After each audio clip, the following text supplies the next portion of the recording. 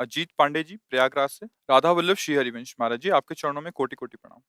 महाराज जी, मैं एक विद्यार्थी हूँ।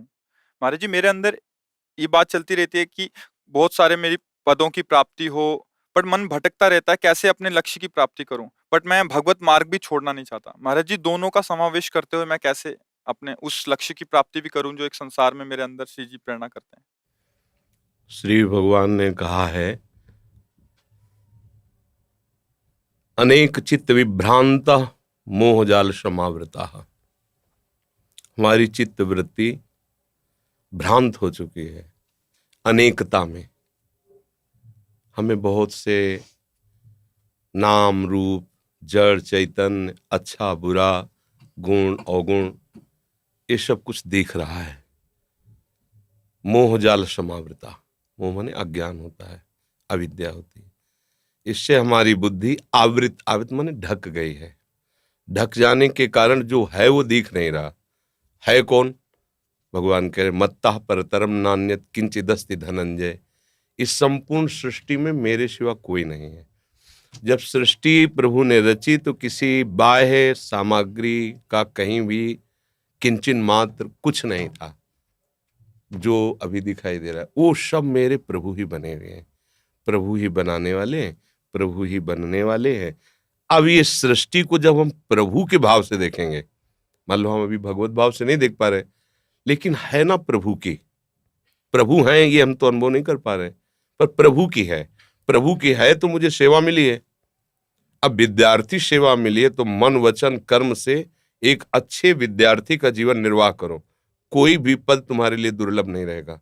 यदि आप मन वचन कर्म से विद्या को भगवान का स्वरूप मानकर अपना कर्तव्य भगवान की प्रसन्नता का हेतु रख करके विद्या अध्ययन करोगे तो विद्या भगवान प्रदान करते हैं।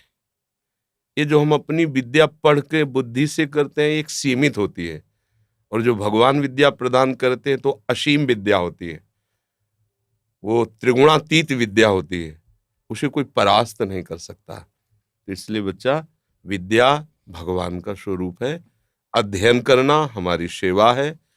और हम किसी पद में पहुंचे या न पहुंचे, बात समझो, हम भारत देश में पूजा करने के लिए पैदा हुए हैं। ये भारत देश हमारा पूजा स्थान है। प्रत्येक प्राणी हमारा पूज्य है।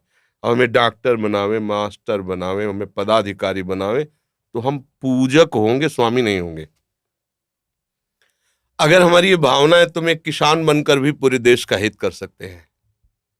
हमें एक डॉक्टर बनकर, एक मास्टर बनकर हम अपने भगवान की पूजा कर सकते। अगर पदाधिकारी का अभिमान पोषण करने के लिए पद और अपनी वासनाओं की पूर्ति के लिए, तो पद की आकांक्षा मत करना।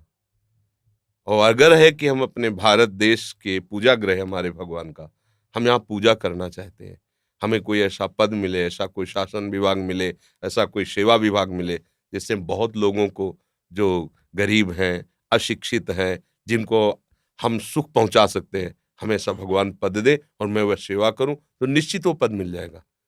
और अगर वो पद अपने अभिमान बढ़ाने के लिए मिले और अपनी वासनाओं के पोषण के लिए मिले तो तुम्हारी दुर्गति कारण बन जाएगा।